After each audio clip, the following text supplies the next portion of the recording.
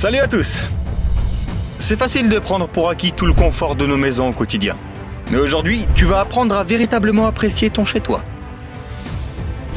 Jette un coup d'œil à ces endroits où on a du mal à croire que des gens y vivent vraiment. C'est parti. Tout le monde adore Venise pour ses charmes et sa réputation de ville la plus romantique sur l'eau. Cependant, peu de gens connaissent son équivalent beaucoup moins romantique sur les rives de l'océan Atlantique, au Nigeria. Bienvenue à Makoko. Autrefois un village de pêcheurs, il s'agit aujourd'hui d'un bidonville animé construit sur l'eau.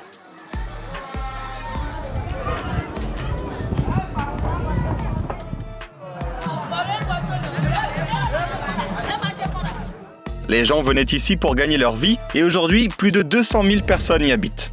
Mais comme il n'y a pas de véritable système d'égout et qu'il y a beaucoup de bateaux à moteur, l'eau est très sale, ce qui rend la pêche presque impossible. De plus, les habitants ne peuvent pas avoir accès à une bonne éducation ou à une aide médicale parce que le gouvernement ne reconnaît pas officiellement la colonie. Bien sûr, de nombreuses organisations caritatives tentent de résoudre le problème, mais pour l'instant, la vie des habitants ressemble plus à de la survie après une catastrophe. Espérons que la situation finira par changer un jour.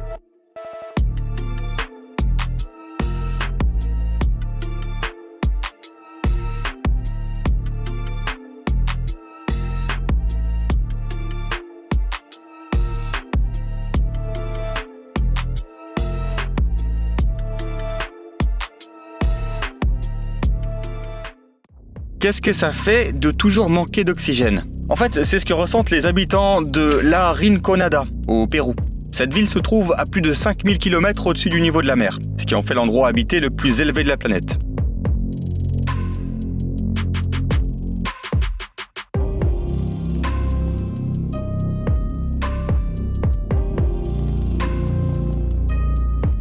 Bien qu'elle abrite environ 30 000 personnes, les conditions de vie de ses habitants sont vraiment pénibles. Mais qu'est-ce qui pousse les gens à vivre ici? Eh bien, il y a deux grandes raisons. L'espoir et les mines d'or.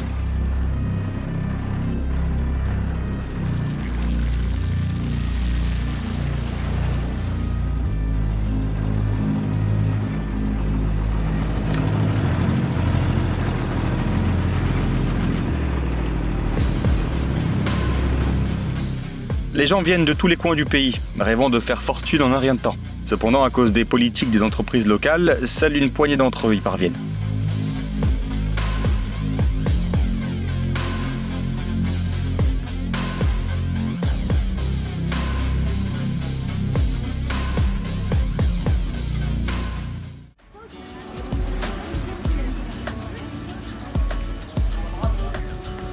T'imagines qu'environ 10 000 moines, nonnes et novices vivent dans de minuscules maisons pratiquement empilées les unes sur les autres?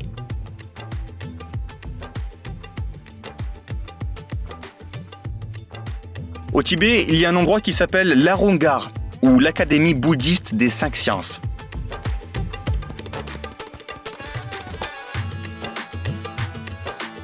Bien qu'il se situe à 4000 mètres d'altitude dans les montagnes, il est devenu un lieu de pèlerinage important.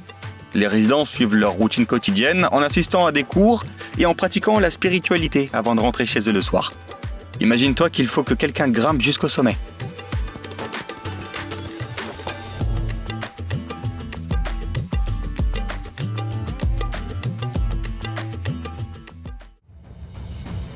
Pour ce qui est des lieux vraiment exceptionnels, on ne peut pas passer à côté de Yanjin, une ville nichée au Tibet et connue comme étant la plus étroite du monde. C'est assez étonnant, son point le plus large ne s'étend que sur 400 mètres, et à certains endroits, il fait à peine 40 mètres de large. Yanjin est peut-être petite, mais elle abrite environ 400 000 personnes.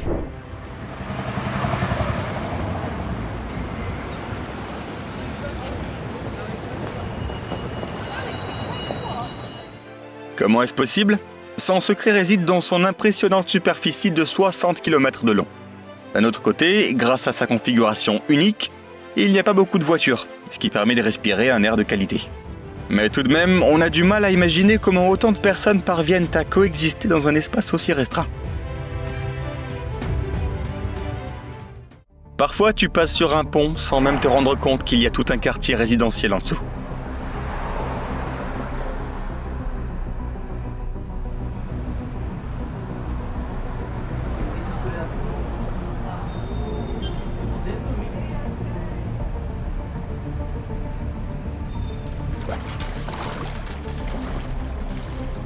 Prenons par exemple le pont de Manille, aux Philippines.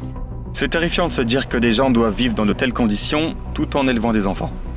Le manque d'équipements essentiels, l'absence totale d'assainissement et le bruit constant des voitures, c'est leur combat de chaque jour pour survivre.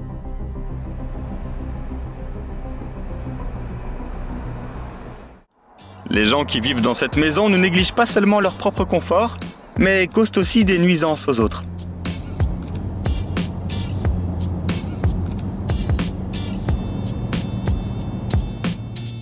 En fait, c'est ce qu'on appelle une maison à clous en Chine. Lorsque le gouvernement construit de nouvelles voies rapides, il ne peut parfois pas négocier avec les propriétaires pour qu'ils déménagent ou détruisent leur propriété. C'est pourquoi il choisit de paver la route autour de la maison. Cela signifie que les résidents sont coincés à l'intérieur, endurant le bruit constant de la circulation et respirant les gaz d'échappement des voitures. Et laisse tomber la possibilité d'ouvrir une fenêtre pour respirer un peu d'air frais.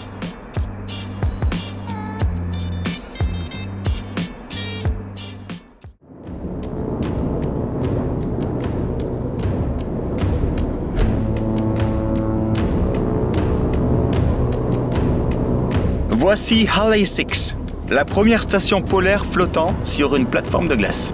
Elle est composée de 8 modules interconnectés qui peuvent être déplacés à l'aide de machinerie lourde.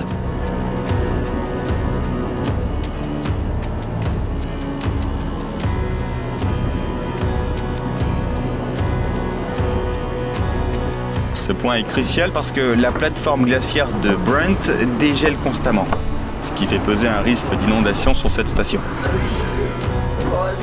Ready to face it.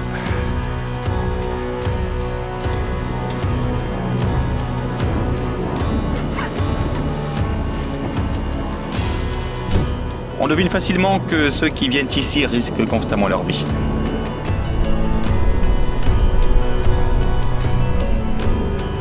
De plus, la station Halley n'est pas le meilleur endroit pour ceux qui ont besoin de vitamine D. Pendant l'hiver, il n'y a tout simplement pas de soleil. Et les explorateurs polaires ne le verront pas avant son jour.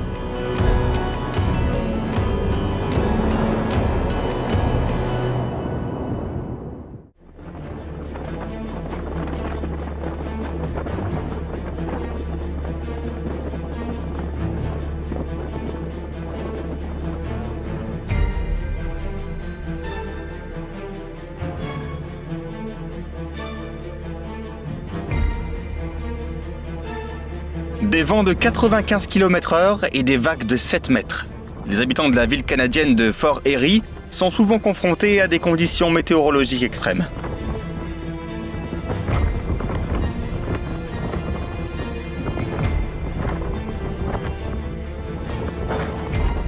Bien que ça puisse ressembler à une scène d'un film catastrophe, les habitants ici en font une véritable expérience, luttant contre la fureur de la nature à chaque étape de leur vie. The ice on the front of my house is so thick that we honestly think it'll be a month or so before we can look out the window.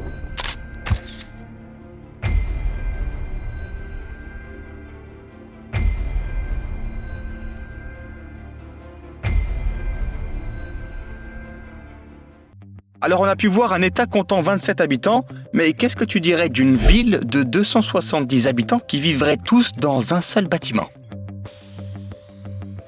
Ouais, c'est pas juste une simple maison, c'est une sorte de ville entière sous un même toit.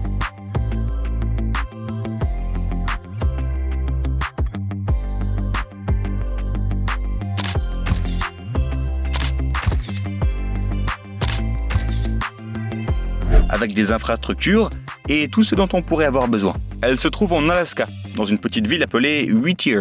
Il y a un tunnel que les habitants peuvent emprunter pour se rendre à la ville la plus proche. Mais il ne fonctionne que de 7h du matin à 10h du soir, et il change de direction toutes les demi-heures. Ce village est fait pour ceux qui n'ont pas le vertige. Situé dans le sud-ouest de la Chine, ce village vieux de 2 siècles se trouve au sommet de falaises qui s'élèvent à 800 mètres de haut. Le seul moyen de descendre, c'est de parcourir un trajet périlleux de 2 heures en empruntant des escaliers en bois branlant. Imagine un peu, près de 18 000 personnes vivent ici. Ils ont tous déménagé ici par désespoir. Et bien qu'ils se serrent les coudes, la vie est dure et l'argent est rare.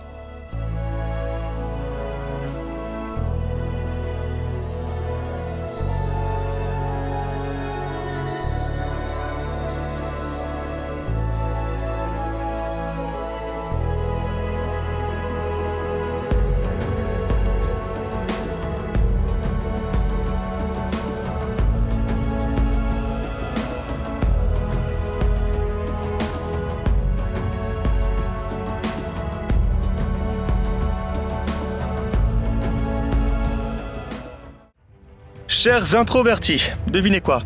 On a découvert le refuge ultime pour vous, niché au sommet de l'une des Alpes italiennes.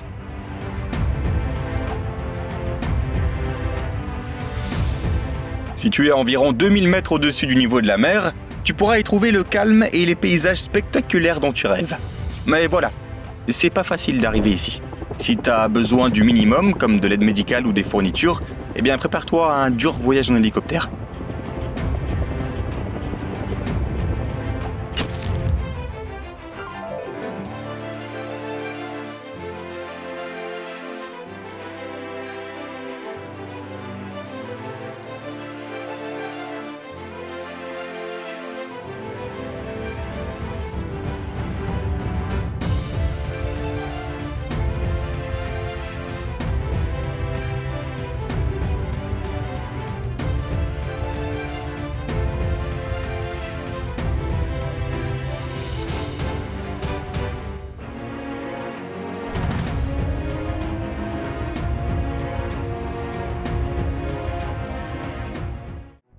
Tu connais ce sentiment lorsque tu as fait quelque chose de gênant et que tu as envie de disparaître le plus loin possible de tous les regards?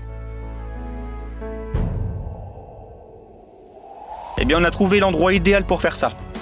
L'île d'Édimbourg des Sept Mers est située à environ 2170 km du village le plus proche, ce qui en fait l'un des endroits les plus reculés de la planète.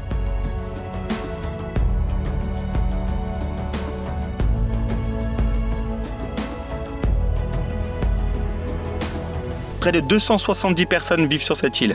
Et pour l'atteindre, il faut braver les eaux agitées de l'océan Atlantique pendant 2 semaines. Si tu veux, tu peux tenter de t'y rendre en seulement 6 jours, mais si tu manques le ferry, tu devras attendre une année entière pour le prochain.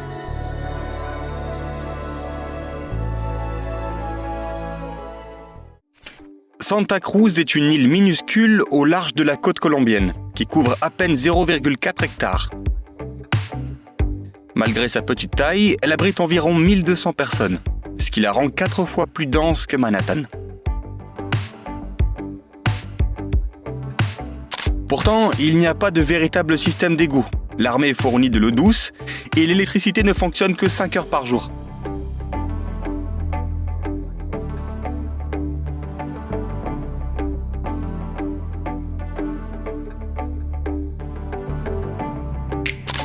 Alors pourquoi les gens restent-ils ici? Croyez ou non, c'est parce qu'il n'y a pas de moustiques. Des pêcheurs sont tombés sur cette île après une longue journée de pêche et ont décidé de s'y reposer. Ils étaient soulagés de constater qu'il n'y avait pas d'insectes irritants, ce qui est un gros problème en Colombie. Étonnamment, c'est ce qui les a poussés à s'installer ici.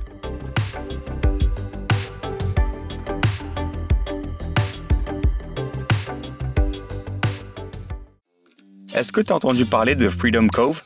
C'est une île géniale près de Vancouver, créée par 2 artistes. Il y a 12 plateformes flottantes qui constituent le village, et tu peux y accéder qu'en nageant. Les habitants s'approvisionnent en eau à la cascade la plus proche, et ne survivent qu'avec des produits frais qu'ils trouvent dans l'eau ou dans les bois voisins, parce qu'ils n'ont ni électricité, ni réfrigérateur, et vivent comme Robinson Crusoe.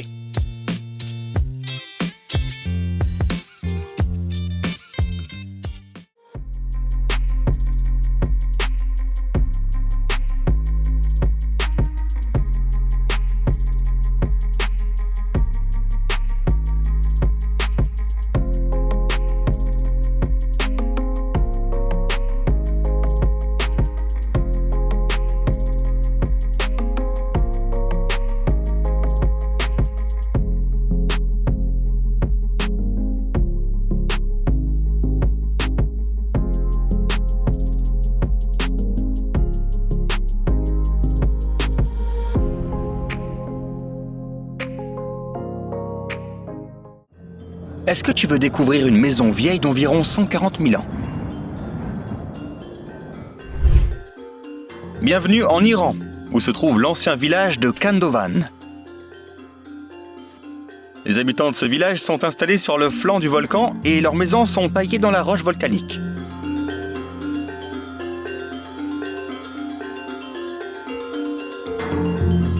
Cette montagne s'est formée il y a 140 000 ans grâce à des processus naturels.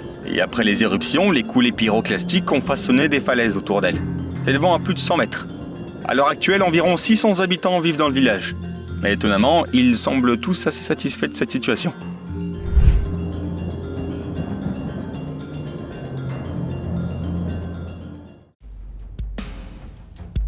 Imagine que tu vives avec la crainte constante d'être englouti par des torrents de lave en fusion. C'est la dure réalité des habitants de l'île d'Aogashima, au Japon. Cet endroit abrite 4 volcans qui, bien que dormant depuis des siècles, sont entrés en éruption une fois au XVIIIe siècle, forçant les gens à évacuer les lieux pendant 50 ans.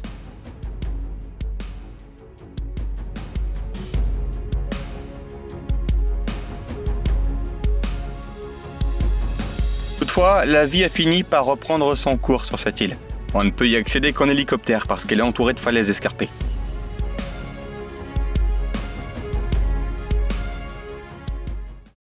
Vivre à la montagne est le rêve d'une vie pour beaucoup. Mais tout le monde ne peut pas le réaliser en vrai.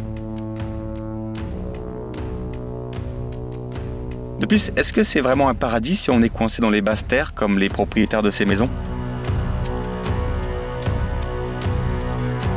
De toute évidence, ils devront redoubler d'efforts pour atteindre la civilisation. Sans parler de la pluie, de l'humidité, des risques de tremblements de terre et pire que tout, des éboulements.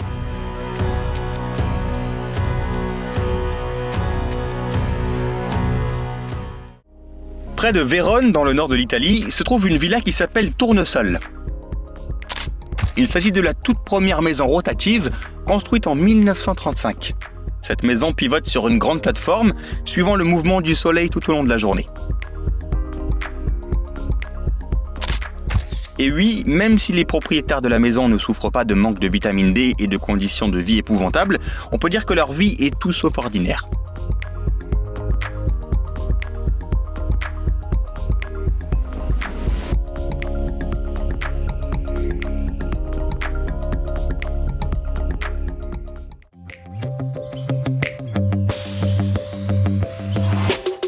Le propriétaire de cette maison a littéralement une nouvelle vue depuis sa fenêtre toutes les quelques minutes.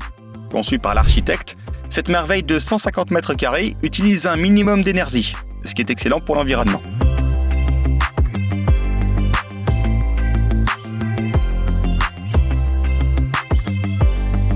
Elle se trouve au sommet d'une station balnéaire italienne appelée Rimini. Mais elle est très loin de l'agitation, nichée presque au milieu de la nature sauvage.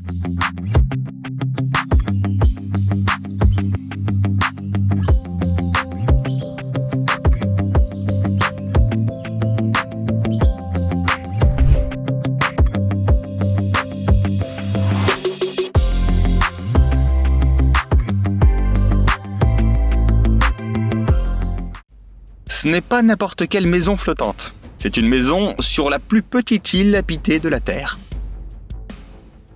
Regarde, il y a à peine assez de place pour un arbre et une maison. Et quant à la cour arrière, eh bien c'est inenvisageable. Et le propriétaire doit toujours être sur ses gardes, sachant qu'une vague pourrait un jour endommager irrémédiablement l'île. Et de ce fait, sa maison.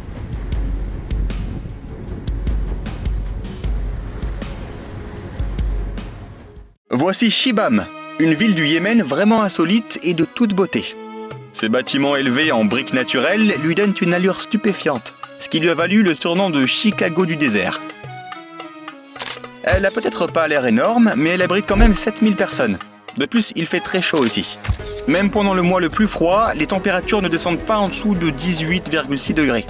Et en 2008, un cyclone tropical a balayé Shibam.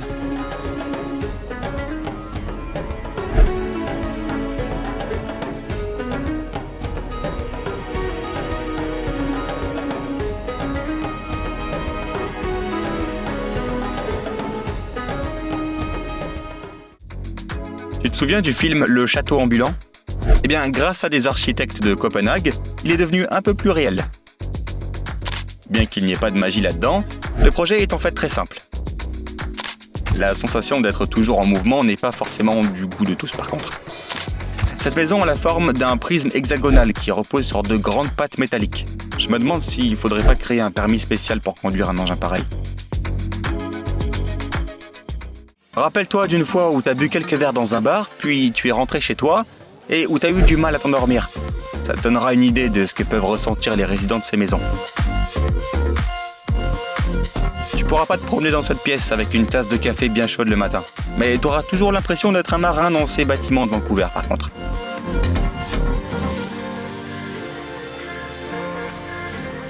Et dans le lac Victoria, le plus grand lac d'Afrique, entre le Kenya et l'Ouganda, se trouve la minuscule île de Migingo. Bien qu'elle ne paye pas de mine, cette île abrite une pléthore d'espèces d'oiseaux. Et elle est réputée pour ses riches réserves de poissons. C'est pourquoi elle est devenue un lieu sensible aux conflits territoriaux, étant donné le rôle central du poisson dans l'économie de la région.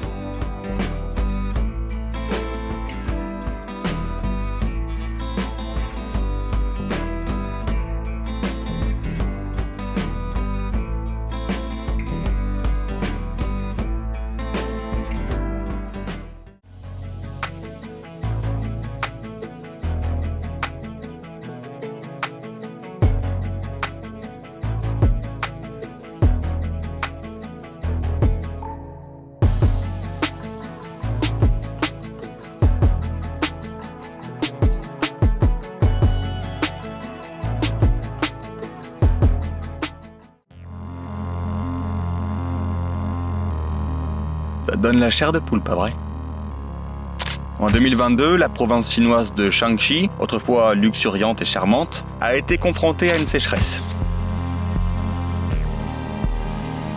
Des dizaines d'affluents du plus grand fleuve d'Eurasie se sont asséchés.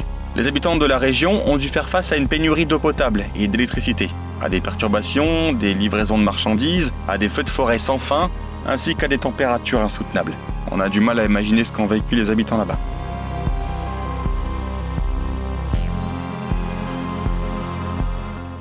Ostrog est un monastère très actif du Monténégro. Ce qui le rend unique, c'est son emplacement.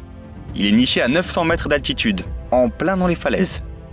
Il est très difficile d'y accéder par les transports, surtout par voie publique. Il est même difficile d'y faire de la randonnée. Certains sentiers sont étroits et rocailleux. Aujourd'hui, seuls 12 moines vivent à Ostrog. Et il ne fait aucun doute qu'ils mènent un mode de vie austère.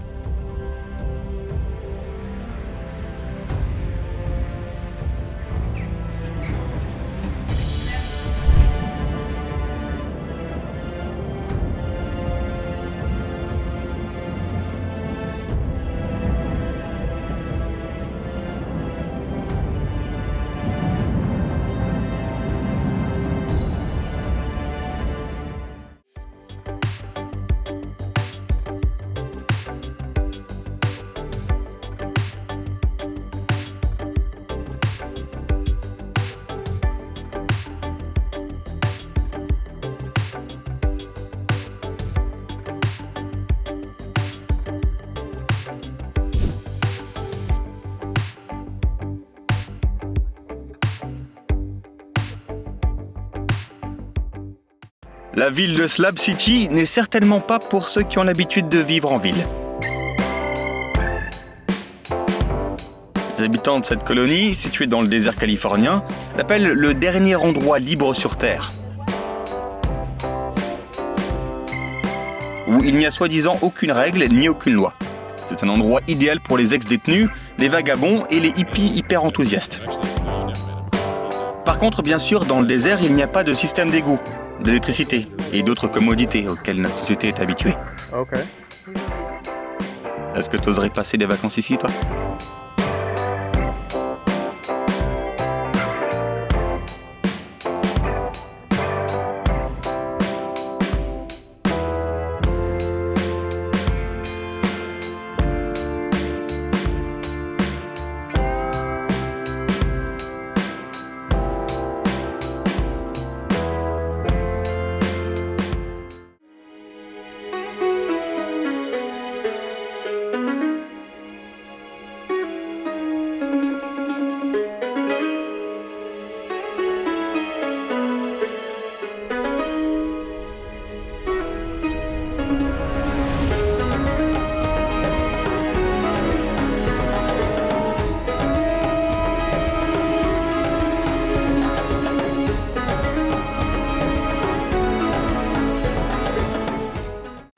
En Californie, un sans-abri a décidé qu'il était temps de changer et a fait preuve de créativité en construisant une véritable maison de campagne avec les matériaux qui lui tombaient sous la main. Il en a fait une version miniature d'une luxueuse villa à flanc de colline, bien qu'elle ne soit pas aussi luxueuse. Selon son propriétaire, il vit ici depuis des décennies et n'a pas l'intention de troquer cet endroit pour un appartement classique.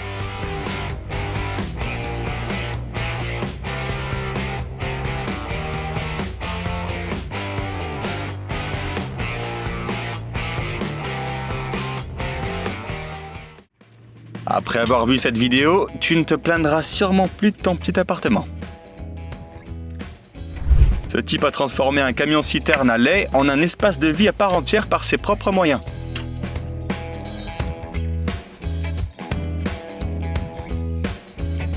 Même s'il ne peut pas se vanter d'avoir un salon spacieux, il a l'air de s'en accommoder parfaitement.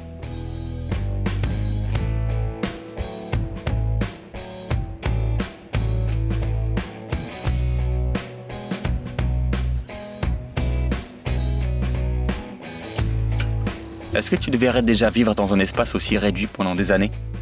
Fais-nous part de tes réactions dans les commentaires en dessous.